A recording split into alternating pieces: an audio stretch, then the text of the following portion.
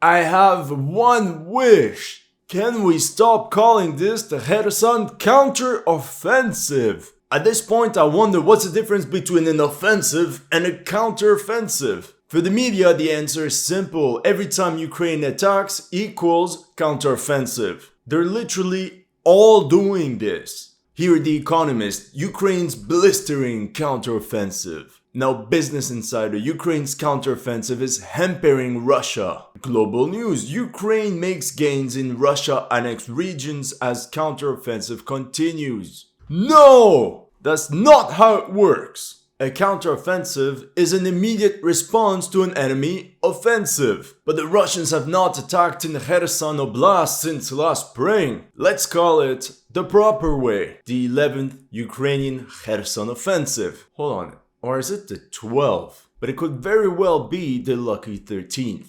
Let me know in the comment section what you would call this offensive. Anyway, I'll be honest. I expected the Ukrainians to go balls to the wall and just splash the Russians. Penetrate enemy lines, take Novakarovka, reach the Dnieper, and then call it a day. But to my surprise, it seemed that despite a rapid and deep thrust, the Ukraine offensive didn't last that long. As a reminder, here you can see the spectacular progress of the Ukrainian forces between October 2nd to the 5th.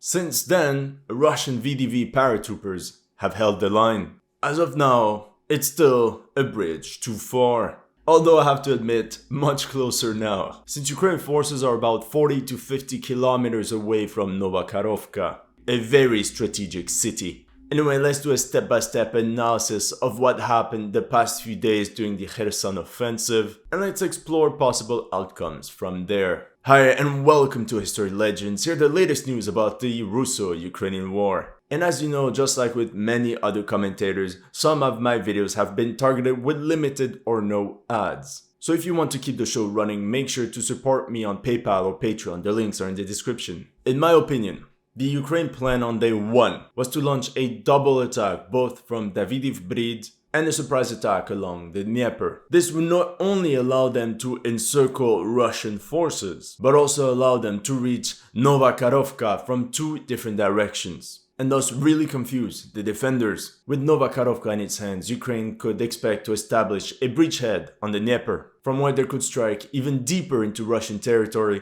or even encircle Kherson, aka military disaster for Russia. So in the night between October 1st and the 2nd, Ukraine deep reconnaissance groups advanced towards the villages of Petrivka and Ozokorivka to probe enemy defenses and find weak spots. This was quickly done since at 11:30 p.m. already, some DRGs were spotted near Dudchany, 30 kilometers away from the front. But for the Russians, it was still the calm before the storm. Meanwhile, further west at Davydiv Bridge, large concentrations of Ukrainian infantry and armored vehicles were regrouping.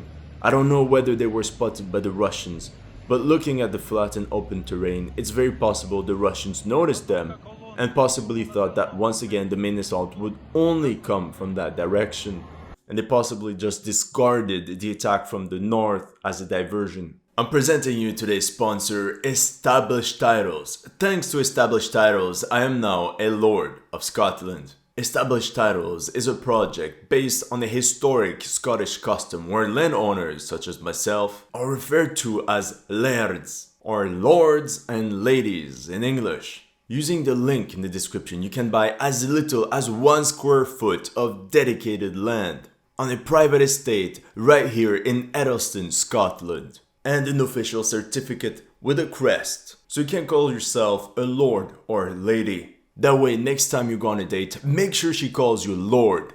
Lord History Legends.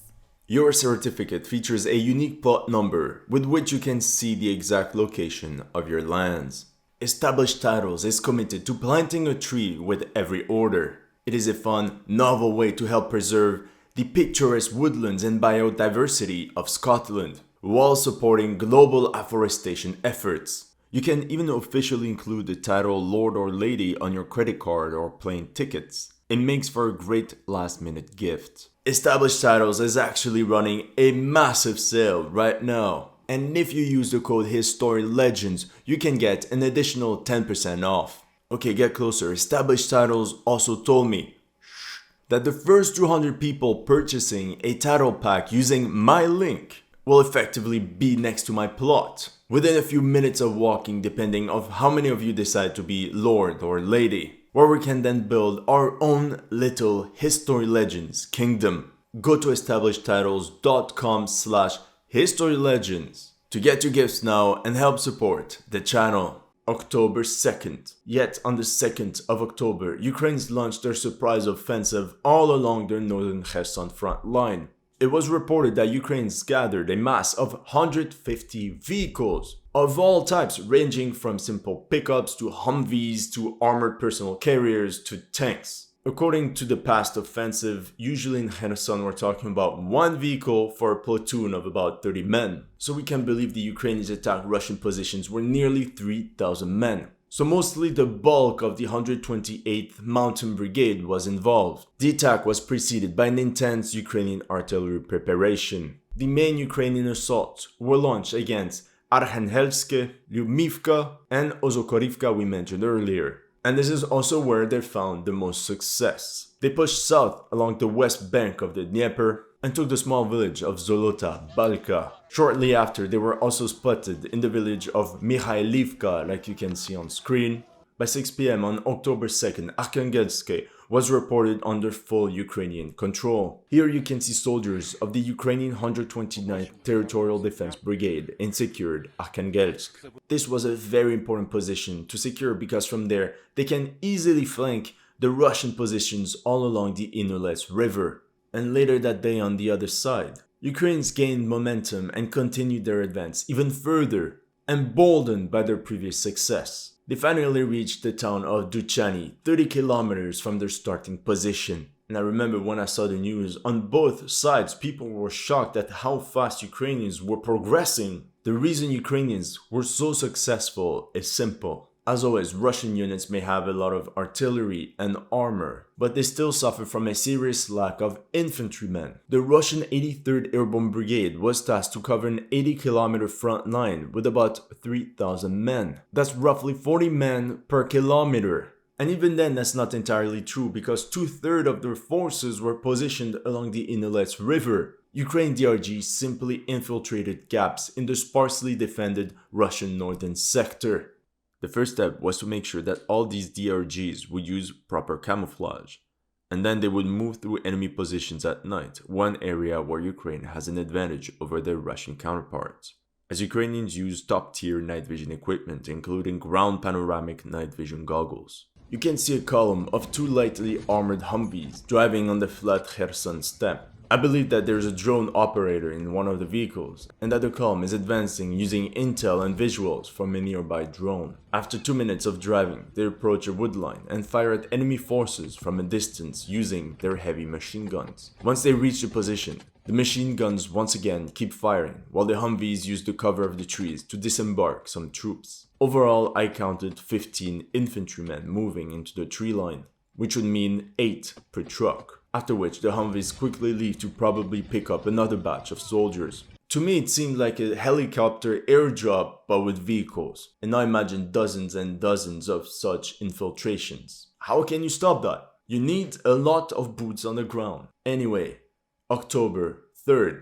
On the morning of the 3rd of October, the Russian army was getting enveloped in northern Kherson, with Ukrainian troops constantly pushing down the T0403 road between Duchany and Berislav. And it was a dangerous position because they could also turn and actually encircle Russian forces by linking up with the Ukrainian forces coming from the Innerlets River. At noon, Ukrainians finally launched an attack on Duchany after the arrival of additional reserves in the area of Novo-Alexandrovka. With a relatively strong contingent of 35 tanks like these T-64 BM2 on screen, 15 infantry fighting vehicles and 12 Cossack armored vehicles. That means roughly 1,000 to 2,000 Ukrainians. In many cases during that offensive, Russian forces simply avoided contact and just gave up positions without a fight. By the end of the day, Ukrainian forces prevailed and secured the northern part of Duchany. They could not progress further because the bridge was blown up by the Russians,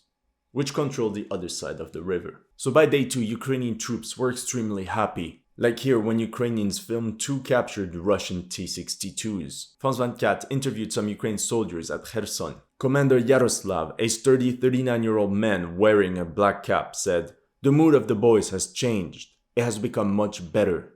There's a light at the end of the tunnel." So wait, are you saying Ukraine morale used to be low? Blasphemy! Only Russians are allowed to use the low morale perk. What's also important to keep in mind here is that the Russian forces in Kherson are for the most part elite VDV airborne units, which you can recognize with their orange armbands, which are known for their high cohesion and discipline.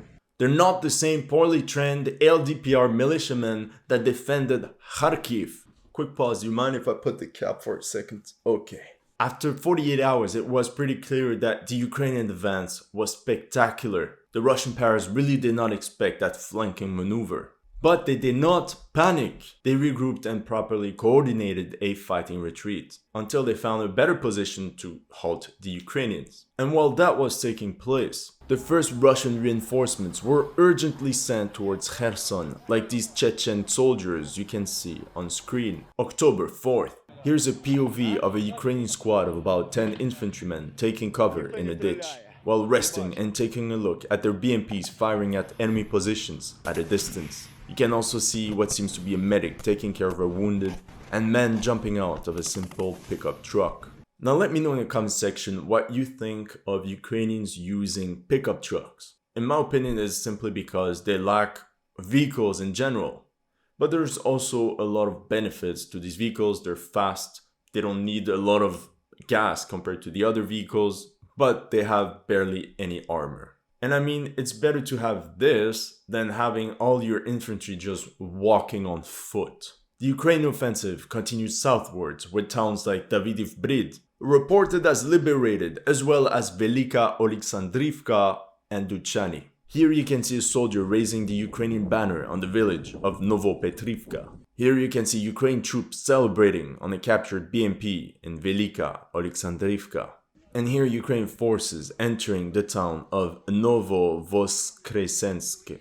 Never mind. The Russian withdrawal was so fast that most Ukrainians actually entered already abandoned villages. And this sudden pullback actually forced Ukrainian troops to go out of their cover and expose themselves to anti-tank rockets, but mostly artillery and airstrikes. What made things even worse was rainy weather. Trapped on roads, some Ukraine columns got entirely obliterated. Here they lost 5 BTR-70s, of which 3 are definitive write-offs. There's also a T-62 at the start, most likely Russian, and a BTR-80 at the end, whose owner is unknown but possibly Ukrainian. Quick math!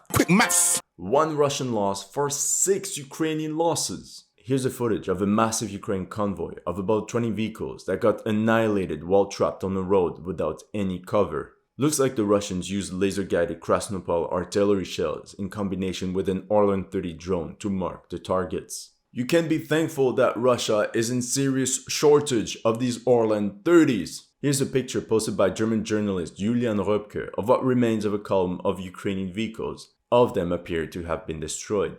6 SUVs, 3 trucks, and 2 anti-mine trucks. On the other side of the front, along the Innerlets River, at 9 a.m., Ukraine secured a significant bridgehead beyond Davydiv Brid, a place they fought for 2 months. Being flanked both from the west and the east, this is when the Russians abandoned a huge chunk of territory, as well as a lot of their positions along the Innerlets River. Meanwhile, Ukrainian engineers immediately set up additional pontoon bridges to allow reserves to intervene and keep the momentum going. But even in that sector, once again, it came at a great cost for Ukraine. Here you can see a destroyed Ukraine column, 1 Australian Bushmaster, 1 French VAB, and a Cossack 5 armored vehicle. And in all these cases, it's just heartbreaking because you know these vehicles were full of people, like over capacity. So I really hope these guys managed to get out before the vehicle got hit. In this one, some Ukrainian soldiers posted on TikTok a video of themselves as they passed by an unlucky column of 5 destroyed Ukrainian armored vehicles.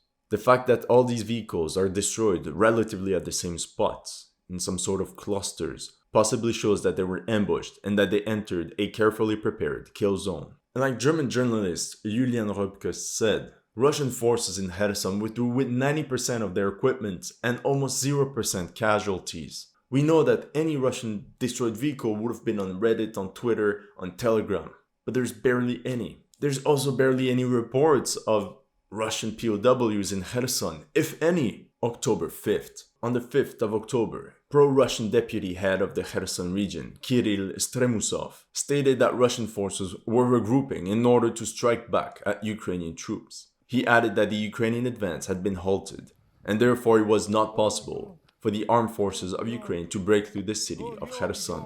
We see that Kirill is a bit panicking because his buddy from Kupiansk lost his capital, and Kirill doesn't want to lose his. And we know for a fact that when a Russian say they're regrouping to counterattack, it's all BS, because it never ends up happening. Even worse, when the Russians announce reinforcements are coming, it's really a bad omen, because Russian reinforcements always precede another massive withdrawal. These guys simply act as paratroopers to allow their comrades to go and withdraw at safety, but there's never an actual counterattack. But Kirill was half right. The Ukrainian advance did halt on the 5th of October. Many claim that it was because of Elon Musk. The Financial Times wrote, Ukrainian forces report Starlink outages during push against Russia. Elon Musk and his SpaceX donated 100,000 Starlink systems to Ukraine. It essentially allows you to have internet anywhere using satellites. Interruptions in the work of Starlink in Ukraine may be related to the field test of the Russian Tirada electronic warfare systems designed to suppress Ukrainian satellite communication lines. And if you take a look at a map of everywhere where interruptions took place, it's everywhere where Ukraine is currently attacking. Now, the Ukrainians really tried to expand their bridgehead from Davydiv towards Kostromka, but it didn't go as planned. Here you can see pictures of a Ukraine column of 4 BMP-1s, 2 T-64 BMVs, a BRDM-2, and other equipment destroyed near the village of Kostromka by Russian paratroopers. And here apparently an American-made M777A1 155mm howitzer destroyed by Russian MRLS systems. I want you to keep in mind that casualties are unavoidable during an offensive, especially in mobile, fast-moving operations like the one in Kherson, simply because the attacker has to get out of cover. Yes, Russian paratroopers managed to inflict significant losses on Ukrainian columns, but at the end of the day, they can only carry that many tactical withdrawals. They just lost a third of the Kherson bridgehead within 48 hours. At this rate, they'll be tactically withdrawing towards Crimea, and they'll still call it a win. Right now, Ukraine is at 40 to 50 kilometers from Novakharovka. If we know that they managed to push through 30 kilometers in 48 hours, who knows how fast they can be at the city gates? October 6th. At 8 a.m., Ukrainians confirmed without a doubt full control on Duchany after 3 days of back and forth. But by that day, the Ukraine offensive had really slowed down. There was bad weather, Starlink outages, and it's very possible that Ukrainian forces also took a break to rotate worn-down units with fresh replacements. October 7th. What was interesting is that in that article from France 24, Ukraine soldiers reported that Russian reinforcements did arrive, that about 1,000 of these recently mobilized Russian soldiers arrived in their sector alone. And this coincides with reports that indeed multiple battalions of Russian mobilized troops arrived in the Kherson front line. Meanwhile, Ukrainians tried to regain momentum by attacking with a couple battalions, but they have failed to break through. And what the Russians are really worried about is that the Ukrainians are currently probing their defenses while bringing second echelon forces forward. And shock units get replacements, new supplies, and extra ammo. So we can expect a major assault within 1 or 2 days. Possible future operations. Now that Ukraine secured the northern part of the Inulets River, that allows them to bring a lot more reinforcements. And they also secured a huge chunk of territory which they can use to stage combat operations for the future, even if things are taking more time than they anticipated. Meanwhile, the fact that Ukraine controls all this west bank of the Dnieper a river crossing on the other side cannot be ruled out, especially since the Zaporizhzhia nuclear power plant is not too far away. If Ukrainians are bold enough, they could even launch a massive river crossing operation to flank Novakarovka and capture it from the rear. Who knows? Ukrainians could even launch amphibious raids along the Dnieper estuary, hoping to achieve something similar but on Kherson. So again, this situation is very critical for the Russians. And if things couldn't be worse